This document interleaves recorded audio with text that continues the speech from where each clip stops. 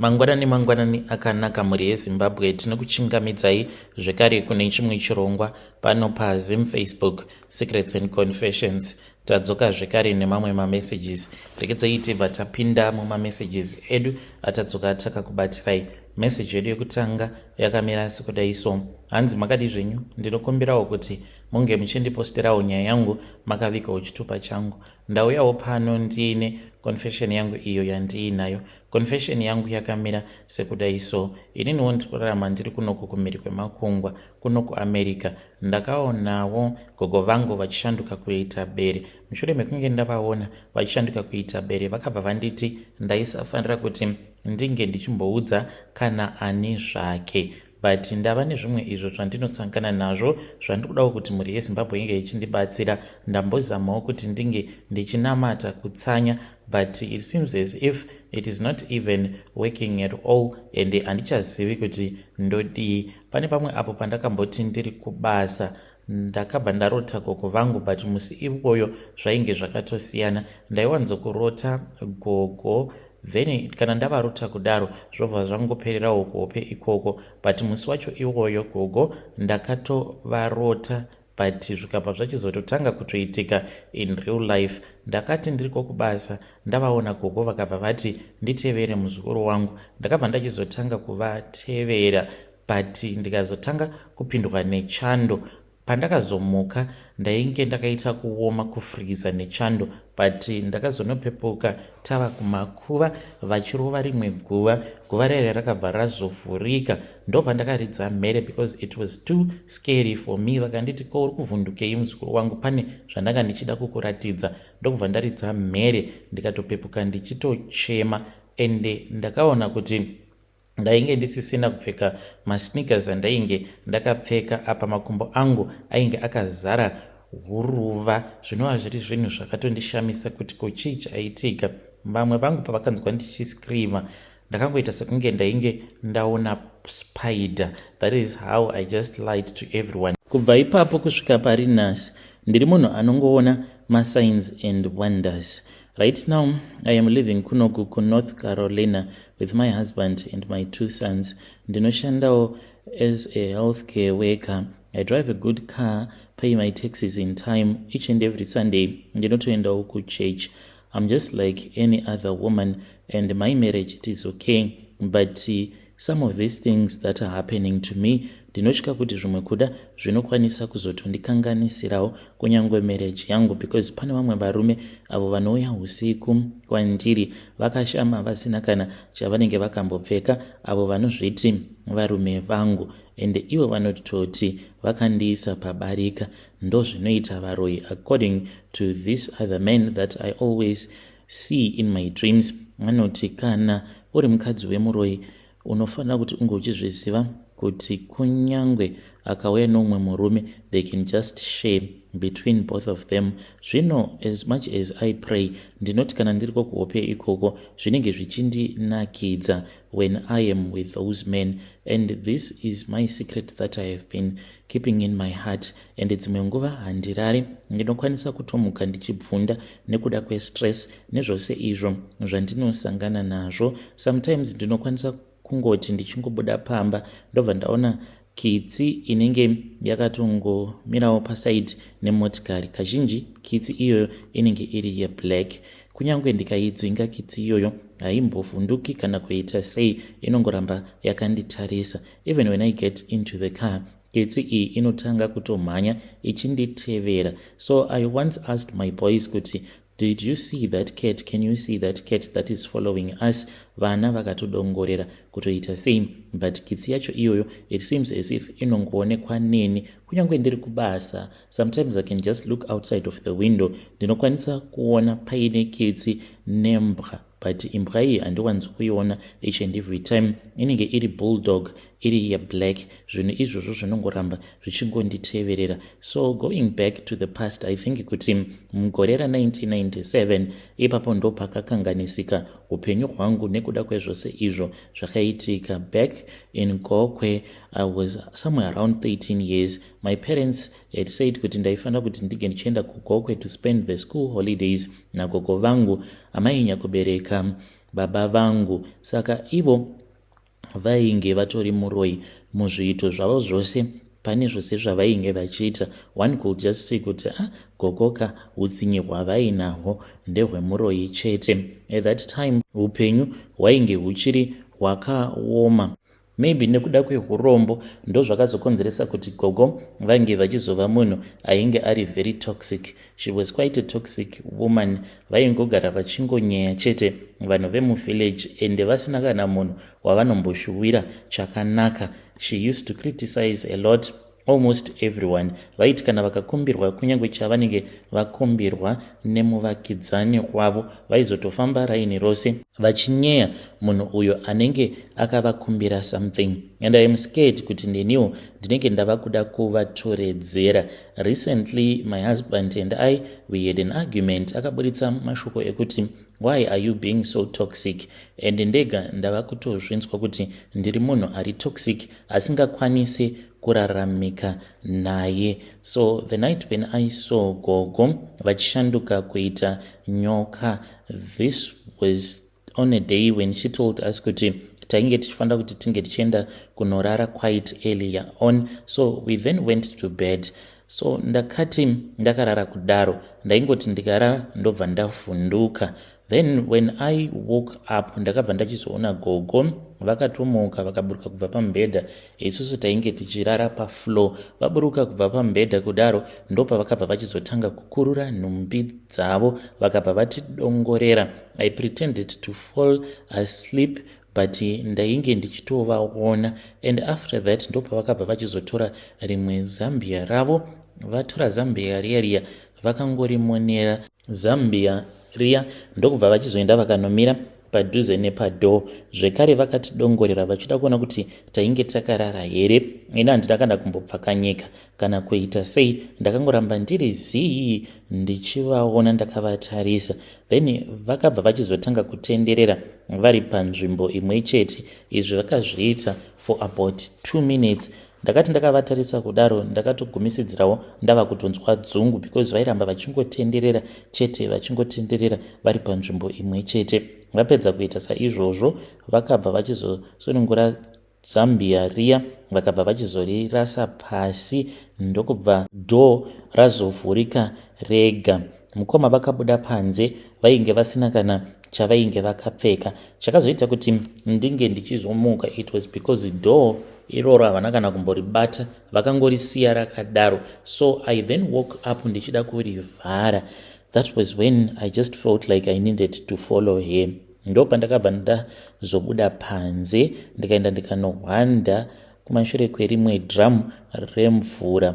Ndakabva ndachizovaona gogo vainge vari about 20 meters away and vainge vakanongedzera kumunda wechibage. Kwainge kuine vamwe vanhu vainge vachitaura ikoko nezvimwe zvainge zvichingoitika ikoko zvandainge ndisinganzwisisi. Ndakahwanda kudaro gogo vangu vakabva vachizotambanudza maoko avo kwava kushanduka kuita bere, asi musoro wavo ndiwo wainge ungori musoro wemunhu, asi kumwe kwose uko vainge vatova bere. Vakabva vatanga kumhanya zvavo vachiseka sezviya zvinoita bere, vakananga kumunda wechibage.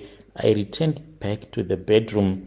I was literally shaking and I even wanted to cry nekuda kwekuti zvose zvandainge ndaona zvainge zvandivhundutsa. I then got into the bedroom ndokubva ndarara and I thought kuti I was dreaming. But when I woke up, I then saw kuti gogo vainge vakatorara zvavo pambedha. And when I looked, I saw kuti makumbo avo ainge akazara madhaga. And a day before that, kwainge kwanaya. She didn't even say a word. She didn't even say anything. A few days later, ndopa vakabva vachizoti kwandiri, I know kuti une zvawakaona, but usambofa kana wakaudza kana ani zvake.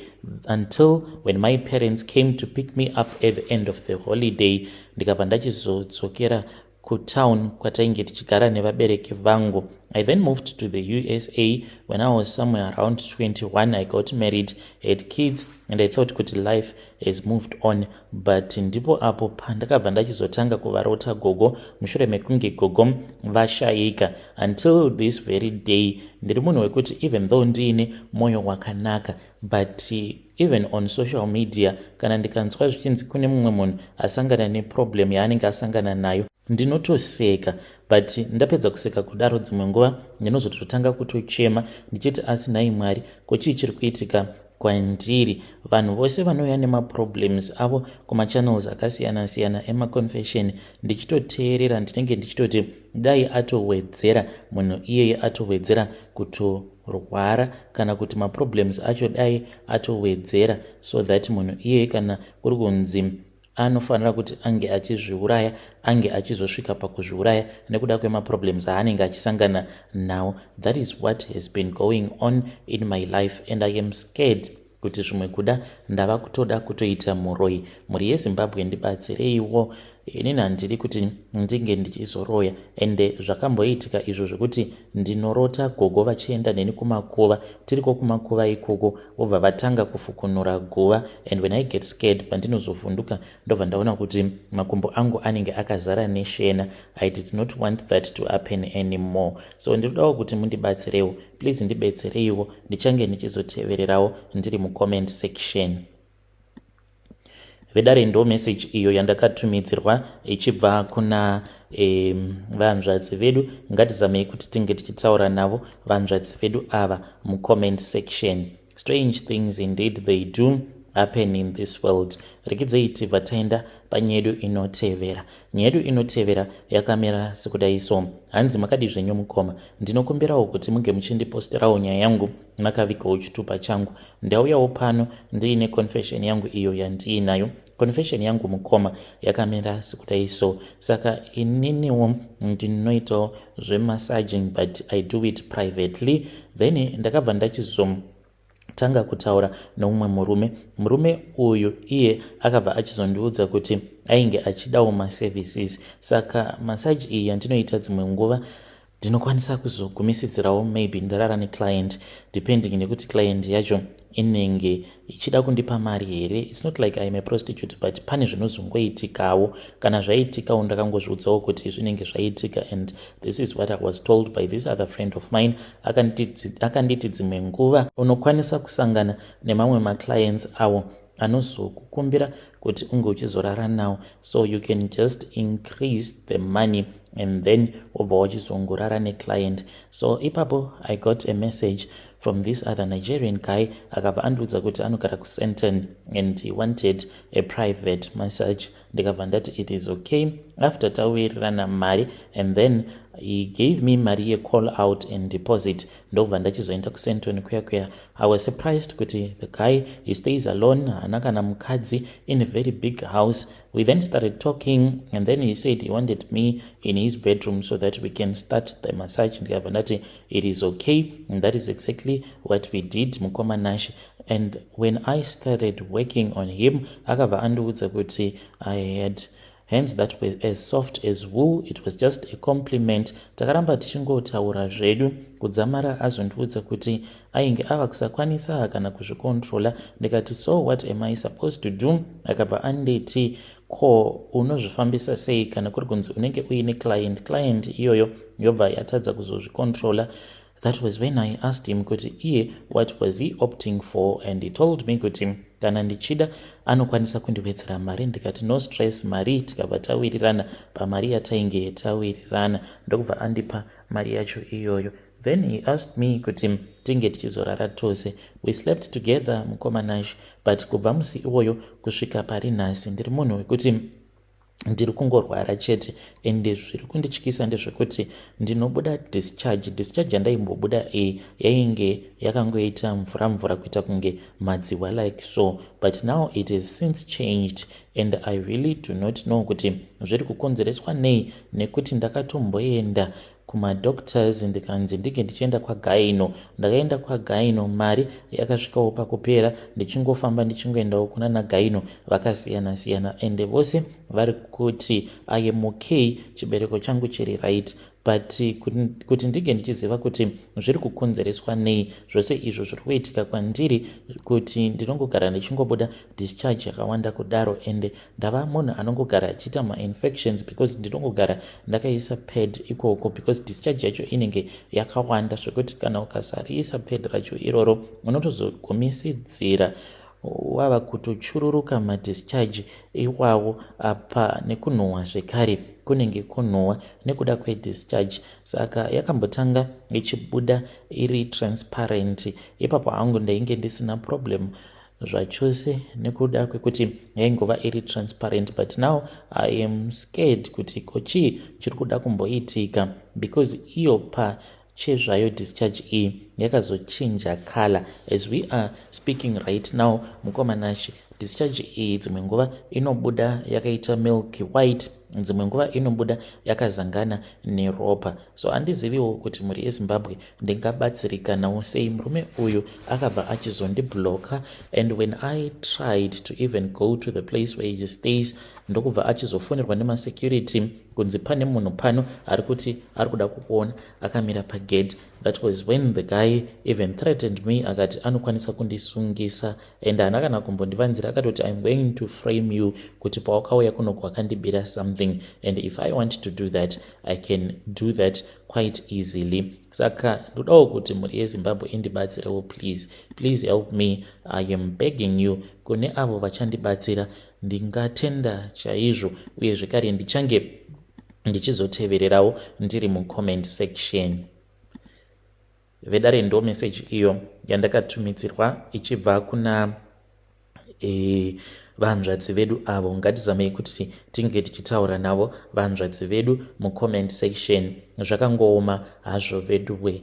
Pakaipa hanzi ndiri kutya kuti zvimwe kuda ndatova necancer, but ndikaenda kuchipatara ndinonzi ndiri right, hapatomborina kana problem zvachose, but ndinonzwa kurumwa muchibereko mangu. Ivo vanzvadzi vedu ava vari kuti sezvinoita munhukadzi kana ava kuda kuenda mulabor, ndo zvandinonzwa kakurumwa kuchibereko kwangu uko chichita sekunge chiri kuda kuvhurika. Handizivewo kuti ndozvifambisa sei. Ndinoti kana ndikaenda kuna namadzibaba, kunze kwekuti munhu iyeye ange achindibatsira, dzimwe nguva anokwanisa kungondichaja maziko mari zvekuti I can never afford mari yakawanda kudaro. Kana ndikatadza kumupa mari anobva ati saka chiita mukadzi wangu, in which ndinenge ndichiona kuti zvinenge zvisingaiti. Kana mukaposta please mukoma ndibetsereiwo.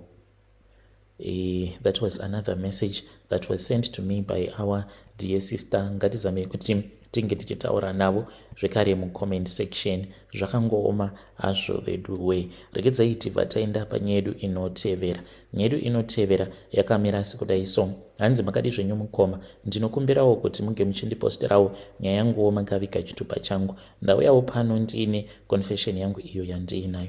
Confession yangu mufunge zvenyu mukoma yakamira sekudai. Ndakambodanana neumwe mukomana uyu ainge achiitawo zvekudriva makombi, but pane zvimwe izvo zvaakataura zvandisina kunzwisisa pamusoro pemurungu wake.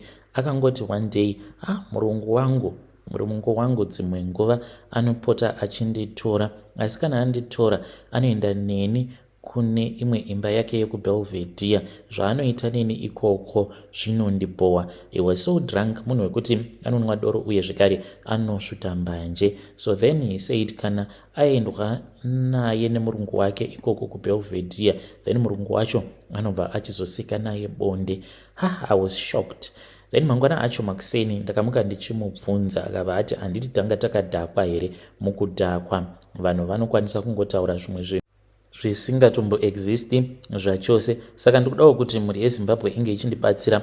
How do I confront my boyfriend zvimwe kuda iyewo ari kutoshandisiwawo pamhiko nabosi vake? I really need your advice. Kana mukaposta nyaya yangu ndiziviseiwo, ndichange ndichizotevererawo ndiri mucomment section.